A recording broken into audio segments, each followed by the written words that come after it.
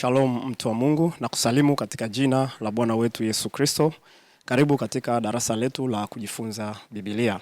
Na tupo katika mwendelezo wa fundisho maalum linalohusiana na namna sahihi ya kuomba kama vile Mungu atakavyo katika maandiko. Na fundisho hili lina kichwa kinachosema Bwana tufundishe sisi kusali. Luka sura 11 utaona pale mitume walimfuata Bwana Yesu wakati fulani na kumuomba awafundishe kusali. Hivyo basi na sisi ni hekima pia kumuomba Bwana atufundishe kusali. Na hii ni sehemu ya 7 kama tulivyosema, na tulikusha kuangalia sasa aina za maombi. Na tukaona aina ya kwanza ya maombi ni maombi ya shukrani. Alafu aina ya pili ya maombi ni maombi ya kujengwa nafsi au kujengwa mtu ndani. Sehemu ya kwanza na pili tulishakusha kuona. Bado sehemu 3 ambapo maombi ya upatanisho, maombi ya injili na maombi ya mahitaji. Lakini leo tutaenda kuangalia maombi ya upatanisho.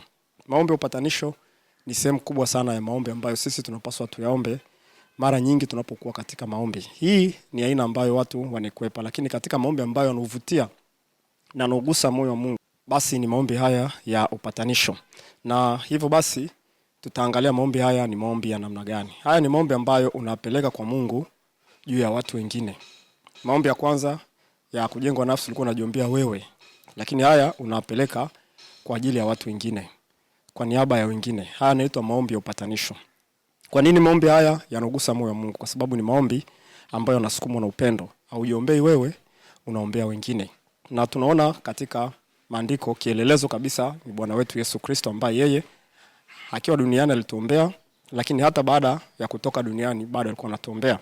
Ukisoma kile kitabu cha Warumi sura 8 mstari 34 anasema, ni nani atakayehukumia adhabu? Kristo Yesu ndiye aliyekufa.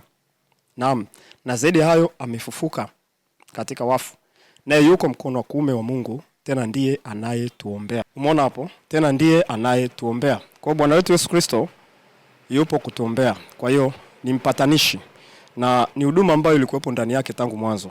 Ndio maana ukisoma pia kile kitabu cha Korinto wa pili sura 5 mstari 16 anasema, yani Mungu alikuwa ndani ya Kristo akiupatanisha ulimwengu na nafsi yake, asihesabie makosa yao, naye ametia ndani yetu neno la upatanisho. Kwa hiyo unaona huduma ya upatanisho ilikuwa ndani ya Kristo tangu mwanzo ili kutupatanisha sisi na Mungu. Lakini pamoja na hilo anasema akaweka ndani yetu pia neno la upatanisho. Maana yake kwamba na sisi pia lazima tuwe tuna maombi ya upatanisho kwa ajili ya wengine, kwa sababu Kristo akiwa ndani yetu na sisi pia tutasukumwa kuombea na wengine. Na ndio maana utaona hata katika Biblia watu wengi kadha. Kwa mfano Daniel hakujiombea nafsi yake, aliombea Yerusalem. Ukisoma Daniel kuanzia sura 7 mpaka sura ile ya 10 utaona Daniel anajikita katika kuombea watu wake. Na unaona Mungu anamwambia Daniel ni mtu upendwa sana.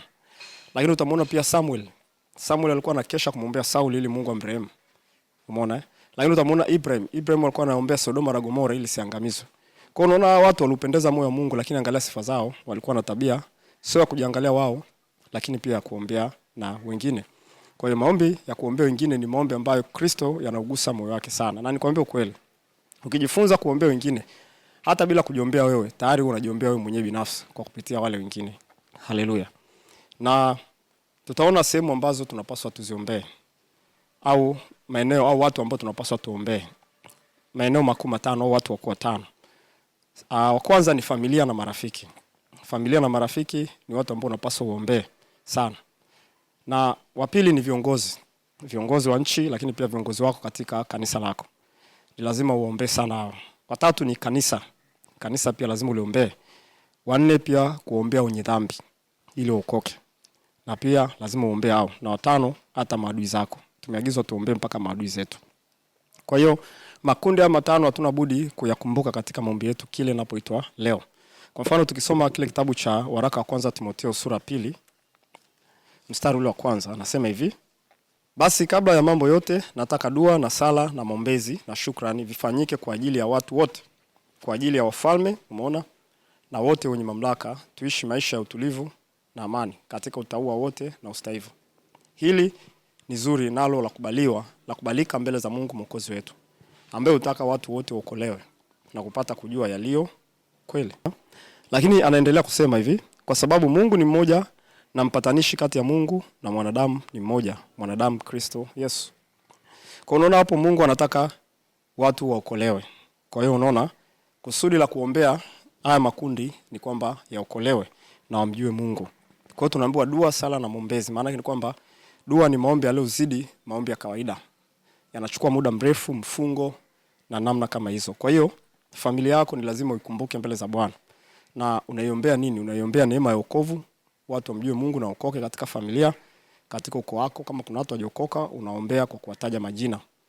Na baada hapo utaombea pia toba. Kuna makosa ambayo wanafanya, pengine wamestahili adhabu na kuhukumiwa na Mungu. Unaombea rehema mbele za Mungu.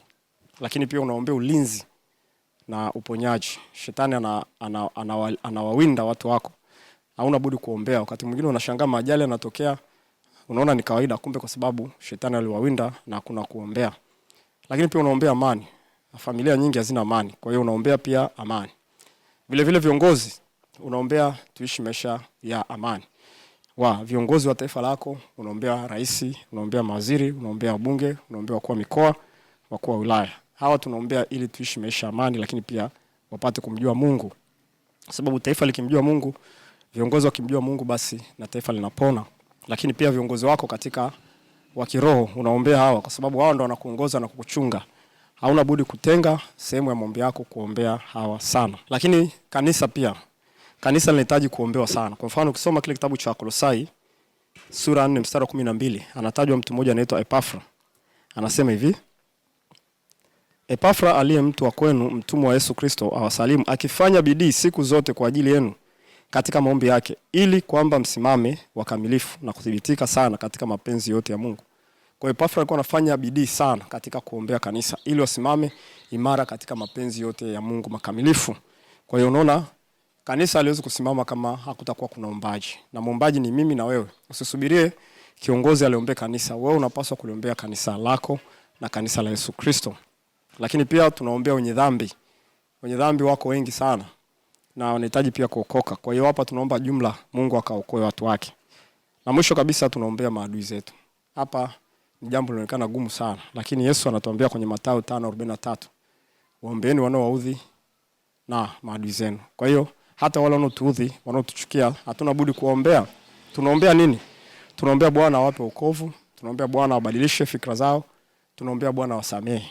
Hatupasi kuombea maadui zetu laana. Hao ni makosa kabisa, kwa sababu aliyesababisha kuwa na hizo tabia ni shetani. Kwa hiyo ukimwombea Mungu ambadilishe ni heri kuliko kumwombea Mungu amwangamize. Kwa hiyo kuombea maadui zetu ni maombi mazuri ya upatanisho.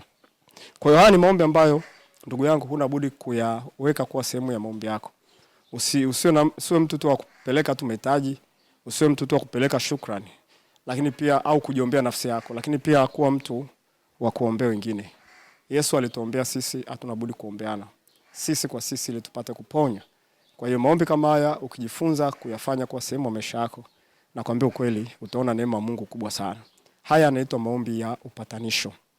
Maombi ya upatanisho. Kuombeana au kuombea wale wengine mbali na sisi katika maeneo mbalimbali. Kwa hiyo hakikisha sana familia yako unaitaja, hakikisha sana viongozi unawataja, hakikisha sana kanisa unalitaja, hakikisha sana wenye dhambi unawataja, hakikisha pia na maadui zako unawataja. Mungu akubariki, uwe na wakati mwema. Tutakutana tena katika darasa lingine, tunaenda kuangalia aina nyingine ya maombi. Na aina nyingine ya maombi itakuwa ni maombi kwa ajili ya injili au kazi ya Mungu. Mungu akubariki sana, kutakia wakati mwema.